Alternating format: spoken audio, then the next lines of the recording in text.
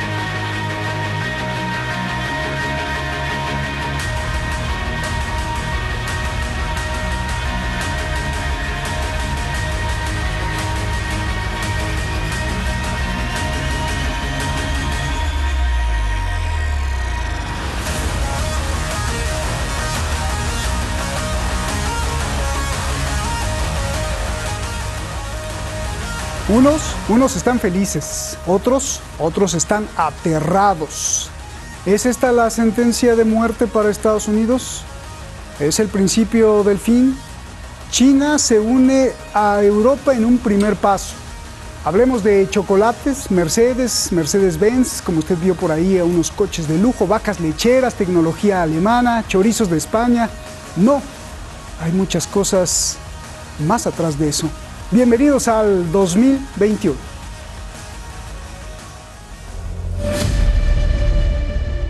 El 30 de diciembre de 2020, China y la Unión Europea cerraron un acuerdo de protección recíproca de inversiones, para así reequilibrar sus relaciones comerciales. El pacto proporcionará un mayor acceso al mercado para las empresas europeas, un mejor entorno empresarial, garantías institucionales más sólidas y perspectivas de cooperación más brillantes para las inversiones mutuas. 我们的市场准入承诺是涵盖所有服务业和非服务业的广泛的承诺，所以信息服务技术的开放问题也是协定的一部分。中欧经贸关系呢，互补性强，合作潜力巨大，而且具有很强的韧性。 La Unión Europea tiene el mercado único más grande del mundo. Estamos abiertos a los negocios, pero estamos apegados a la reciprocidad, la igualdad de condiciones y los valores. Estamos colaborando con China para proteger nuestro clima bajo el Acuerdo de París, promover el multilateralismo basado en reglas. Quienes acogen este acercamiento creen que el pacto podría terminar en que Pekín cambie su política, aunque sea muy reducida, con respecto a la industria de las energías renovables. Se favorezca la eliminación de barreras para proyectos de inversión conjunta y las restricciones de propiedad intelectual en determinadas industrias. Además, la parte europea cree que el pacto facilitará mejores condiciones laborales para los trabajadores chinos, quienes, según Bruselas, están en condiciones de trabajo forzado. Aplauden también que China pueda invertir miles de millones de dólares en Europa. Los críticos dicen que es una trampa, que el Partido Comunista Chino está tratando de impedir que Estados Unidos y la Unión Europea vuelvan a ser amigos, algo que Trump destruyó. Al ver que los europeos festejaron la victoria de Biden, el presidente chino apresuró una alianza con Europa para evitar una unión Europa-Estados Unidos que contrarreste a China. Pekín devorará así a la Unión Europea, imponiendo su sistema obrero y comercial. Good afternoon, everyone. Joe Biden rechaza este pacto, al igual que el saliente Donald Trump. Además, varios estados europeos como Bélgica y Holanda temen no poder velar por los derechos humanos en China. Legisladores del Parlamento Europeo cuestionan la firma de este acuerdo cuando apenas hace 3 semanas la Unión Europea prometía cooperar con Biden para derrotar a China en su hegemonía global.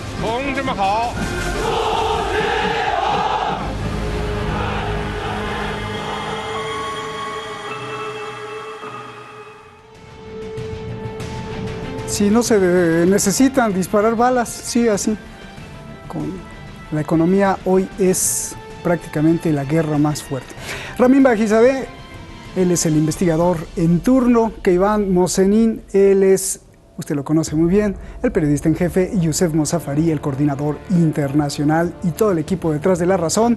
Gracias a ellos y también le deseamos un feliz año 2021. Vamos directamente con nuestros invitados. Él tiene un laboratorio de pensamiento, referente incluso para la Unión Europea por sus agudas críticas y revelaciones. Analiza matemática y psicológicamente el rumbo del dinero, con lo que se puede detectar pues la configuración del mundo. Adrián Celaya, feliz año nuevo. Gracias. Doctorado en Historia y Política Económica en la London School of Economics del Reino Unido, premio Dillons Waterstone a la excelencia, columnista reconocido por Boris Johnson, incluso por lograr el reconocimiento de los iberoamericanos en los formularios de Londres. Isaac Vigio. Feliz año a los dos, feliz año, Isaac. Adrián, comienzo contigo. A ver, ¿este es el principio del fin? Estados Unidos con esto está sentenciado prácticamente a muerte, no ahora, pero ya empieza, es el primer paso. Una unión económica entre la Unión Europea y China hará que China pues ya no tenga la amenaza de Estados Unidos y después controle a Europa y se acabó ya todo. ¿O qué significa todo esto que estamos viendo? Han ganado los globalistas sionistas, del cual su mecanismo es prestar dinero y dinero y dinero hasta que te asfixian. A ver. Bueno, yo creo que es un paso, no significa, digamos, el pasar del blanco al negro, pero es un paso importante dentro de un contexto, digamos, de economía internacional que todavía es muy confuso, pero que es un paso en una dirección, en mi opinión, correcta desde distintos puntos de vista por parte de Europa. Por un lado, Europa necesitaba y lleva, yo diría que casi 30 años, vamos a decir que desde la unificación alemana aproximadamente, intentando hacerlo pero sin conseguirlo, necesita despegarse políticamente de Estados Unidos para poder hacer sus propias políticas, porque hasta ahora nunca hemos sabido cuándo las decisiones que tomábamos las estábamos tomando por Europa o las estábamos tomando en interés de Estados Unidos. Esto es muy importante, ¿no? Que Europa empiece a tomar decisiones en base a sus propios intereses. Segundo, es también muy importante que llegue a acuerdos con China en un contexto en el que a Europa le interesan, en teoría, cada vez más acudir al proteccionismo frente a una China que es cada vez más fuerte y por lo tanto le interesa cada vez más la apertura de mercados. Entonces, dentro de esa nueva contradicción de intereses, el que se lleguen a acuerdos y a posiciones intermedias es muy importante, porque esto es también lo que le puede permitir a Europa, una vez que se racionaliza esa competencia con los mercados asiáticos, empezar a mirarse a sí misma y dejar de buscar como está haciendo también continuamente Estados Unidos, dejar de buscar culpables fuera de su propia decadencia y empezar, una vez, ya digo, que se racionaliza ese contexto internacional, empezar a mirarse a sí misma y decir, bueno, ¿qué es lo que durante las últimas décadas hemos estado haciendo mal y puede mejorarse? Que hemos estado haciendo para que vayamos perdiendo posiciones de forma continuada en el mundo. Vamos a darle la vuelta a esto, vamos a modificar nuestras instituciones, nuestras estructuras financieras, etcétera, pero bueno, lo importante es el foco, que empecemos a revisar qué es lo que estamos haciendo mal y qué es lo que podemos hacer mejor internamente. Y esto requiere ese contexto internacional del que yo creo que este acuerdo es un paso muy importante en la racionalización y en la moderación de las relaciones con Asia y con China en particular, claro. Gracias, Adrián. A ver, Isaac, ¿qué significa este pacto para los europeos y para el mundo entero? Bueno, para Europa en cierta manera es un paso positivo porque lo presentan como una gran conquista, porque prácticamente al mismo tiempo que están perdiendo el Reino Unido, que son 66 millones de personas, se hace un acuerdo comercial con China, que son más de 1.000 millones de personas, Entonces lo presentan como un éxito. Además, que según este acuerdo, las compañías europeas van a poder tener inversiones en China sin estar obligadas a tener que dar elementos de su tecnología, a tener que explicar a los chinos cómo producen sus cosas, ¿no? No van a poder invertir en China sin necesidad de hacer joint ventures, van a poder sin tener que dar transferencias tecnológicas. Y hay una cláusula que le permite a las compañías europeas competir con las empresas chinas que están muy subsidiadas por el Estado, ¿no? Ahora, este acuerdo va a ayudar a fortalecer los sectores de automotores, telecomunicaciones, computación en la nube, salud, servicio de transporte aéreo, y además Europa le va a permitir penetrar en el mercado chino, que hasta hace poco era básicamente el objetivo fundamental de Estados Unidos.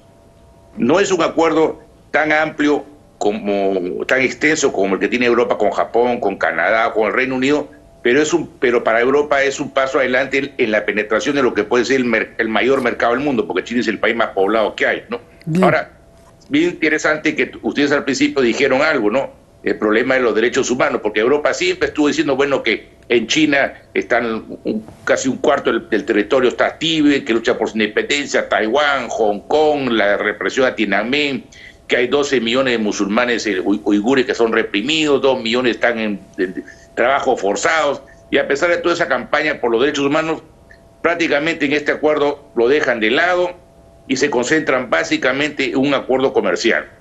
Ahora, para Europa, repito, lo presentan como un contrapeso frente a la pérdida del Reino Unido y como un acceso al mercado chino. Y para China es un golazo, porque le permite abrirse las puertas al mercado europeo y debilitar la alianza entre Estados Unidos y la Unión Europea. Y al mismo tiempo evitar el aislamiento que la administración de Trump y la nueva administración de Biden van a querer hacer sobre Beijing. Oye, Isaac, ¿no es extraño que en 2013, ¿no? Que en 7 años esto prácticamente no se podía hacer, y de pronto de la noche a la mañana, en los últimos días de la administración Trump, se realiza? Parece que algo pasó, magia. De hecho, hace 3 semanas los propios europeos decían que no, que felicidades porque ganó Biden, nos vamos a unir, vamos a ser solidarios, esto que destruyó Trump para contrarrestar China. Y ahora, estas palabras no las digo yo, las dice el propio presidente europeo para el trato, la relación con China. Explícame esto que parece muy extraño, Isaac, para que después Adrián también me lo explique. Bueno, para mí tampoco no es muy fácil de entender esto, pero lo que me ha demostrado, por ejemplo, el acuerdo de Brexit, es que durante meses estuvieron paralizados, no avanzaban, y de repente, en un ratito, acabaron con el acuerdo, o sea, cuando no les quedaba otra, y al final lo dieron. Me parece que hemos tenido 7 años de negociaciones, y de repente, ¿qué es lo que incentiva que sea el acuerdo? En primer lugar, que el hecho que en Estados Unidos pierde Trump, gana Biden, y Biden dice que va a mantener una línea dura contra China. Entonces China se ve forzada a buscar acercarse a Europa. Y Europa, por su parte, se ve forzada a acercarse a China porque se ha dado cuenta que el Reino Unido va a salirse de su seno y eso le va a golpear, y lo ven como una manera de contrapesar eso y además de poder penetrar en el mercado chino. Entonces para Europa es una oportunidad. Los dos han salido ganando una nueva coyuntura internacional en la cual pierde Trump en Estados Unidos, gana Biden en la presidencia y tienen que lidiar con Boris Johnson, que les ha roto el acuerdo con la Unión Europea. Entonces me parece que los dos han tenido un interés práctico para hacerlo de manera tan sorpresiva, ¿no? A ver, explícame esta contradicción, Adrián. Estaban celebrando hace unas semanas que había ganado Biden y que entonces iban a reunirse otra vez nuevamente como estos socios tan amigables, tan hermanos, Europa y Estados Unidos. Y esto porque he escuchado muchos europeos en el Parlamento Europeo alertar de que el gran problema es China. Y ahora pues se sientan y firman con China, ¿no? ¿Qué pasó? Algunos dicen, los mismos republicanos que acusan a los demócratas de haber sido comprados por el gobierno chino, ahora también explican que este acuerdo, que fue imposible firmarlo en 7 años porque Europa no quería abrirse a la inversión china, pues ahora de la noche a la mañana se firme. ¿También le pagaron dinero a los europeos para que aceptaran o qué pasó?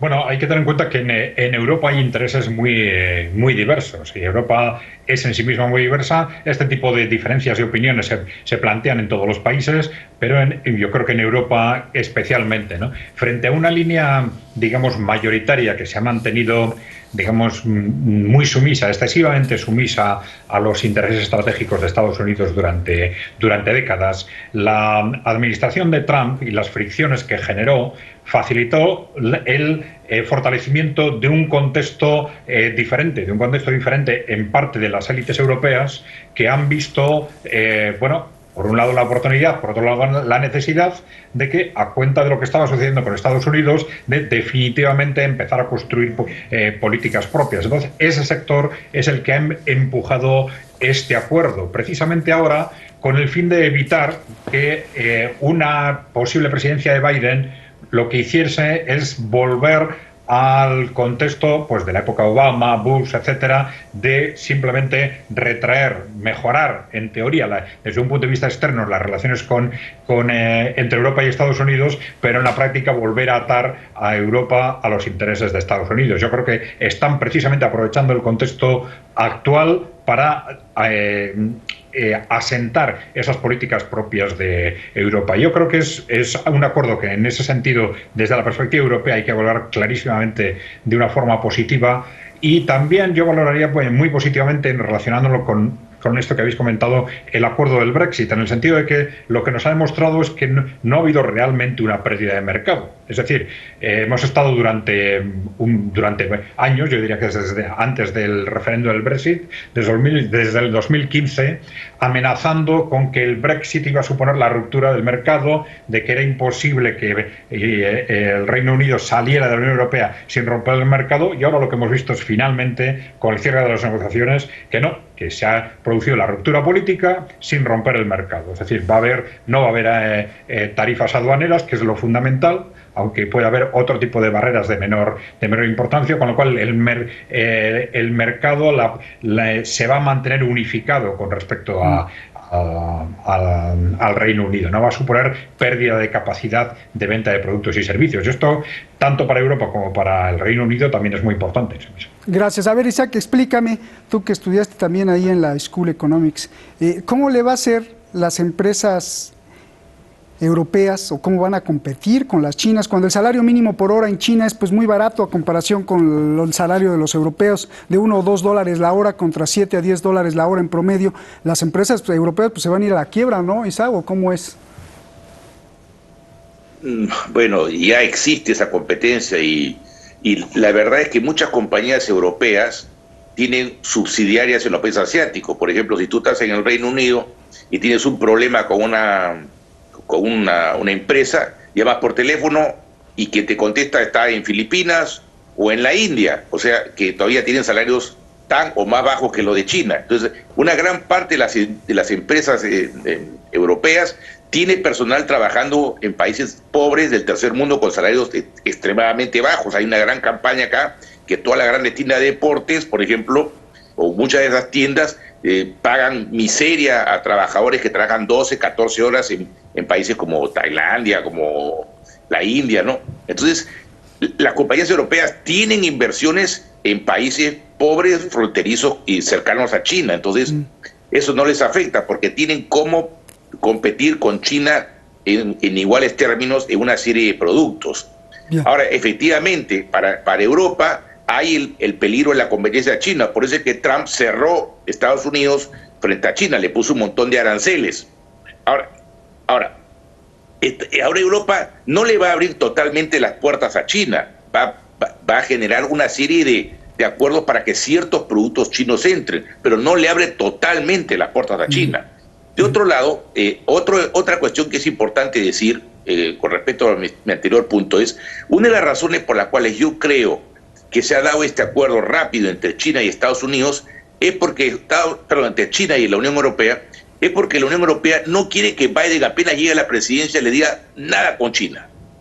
Quiere más bien decirle, muy bien, ahora tú entras acá y queremos aprovechar el hecho de que Trump durante 4 años nos cerró la puerta a Europa, no suscribió el Acuerdo de París, quiso quitar fuerza para la OTAN, Trump estuvo por dividir a la Unión Europea, porque apoyó al Brexit. Entonces ahora nosotros como que nos vengamos de Washington y hacemos el acuerdo con China. Entonces quiere presentarle a Biden los hechos consumados para una nueva relación. Es decir, decirle, mira, a ver, por no llevarte bien con nosotros, ahora nosotros nos llevamos bien con China. Y creo que también a Europa le interesa mucho China, porque en esta década China va a superar a Estados Unidos como la mayor economía del planeta.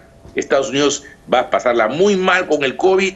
China se ha revitalizado con el COVID. Según el Economist, este año China va a mejorar su economía en relación a la que tuvo antes del COVID, cosa que no va a pasar ni con Europa ni con Estados Unidos. Entonces, Europa se está preparando para una nueva economía mundial y para buscar penetrar en el mercado chino. Para Europa es fundamental penetrar en el mercado chino y llegar a alianzas con compañías como Huawei, Xiaomi y una serie de grandes consorcios chinos. Oye, Isaac, tú que estás en el Reino Unido, ¿qué opinas de una reciente investigación de Australia y el Reino Unido que publica una grave filtración de nombres y números de identidad de 2 millones del miembro del Partido Comunista que trabajan alrededor del mundo, infiltrados en empresas y corporaciones mundiales, apuntando a que de esta forma se extraen los secretos tecnológicos y se influencian decisiones?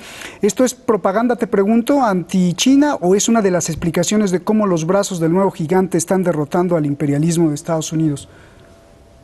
Bueno, la verdad es que me es muy difícil comentar sobre el problema de seguridad, porque son asuntos sumamente secretos, que es difícil de conocer, pero es evidentemente que existen tanto de China espías e inteligencia sobre Occidente y viceversa, porque también hay inteligencia, hay espías de Occidente trabajando en China y contrarrestando la influencia de China en América Latina, en el África, donde ya China ha desplazado a Estados Unidos y Europa como el principal inversionista extranjero en muchos países, ¿no?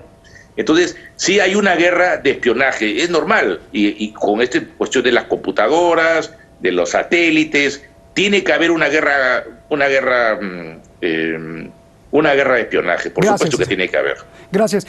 Adrián, en 1987, más o menos por ahí, partidos de izquierda, intelectuales, alertaban que el globalismo que había sido propuesto por Estados Unidos estaba destrozando a los productores nacionales, arrasaron el campo, la agricultura, las pequeñas empresas, campesinos de México, Bolivia, esto debe saber Isaac, toda América Latina. La depredación era que, por ejemplo, Walmart, el gigante de los supermercados, llegaba a tu comunidad, te ofrecía comprarte el sombrero de paja que vendías en $20 en $1. Como no aceptabas, entonces lo mandaban a copiar a China por 20 centavos de dólar y lo vendían en Walmart enfrente de tus narices en $2. Resultado, tú con tu sombrero de paja de $20 tenías que cerrar. ¿Qué pasó que ahora las izquierdas defienden ese globalismo? Explícame, Adrián. Bueno, yo creo que estamos en un momento en el que interpretar las palabras izquierda y derecha resulta en sí mismo bastante complejo, ¿no? Efectivamente, tenemos unas fuerzas globalistas y otras antiglobalistas.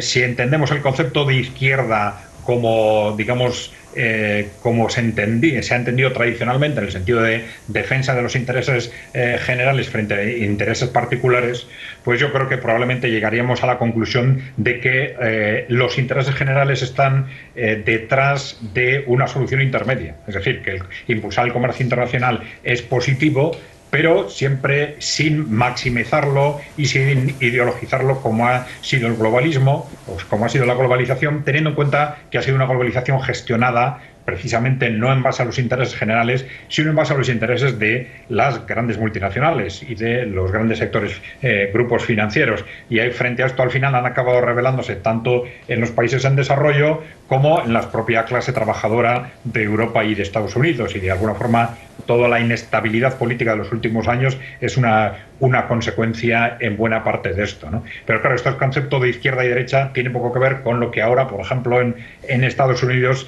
se denomina izquierda y derecha, porque claro, pero estaríamos entrando en una guerra de terminología que que igual se nos escapa, digamos, los conceptos de fondo, ¿no?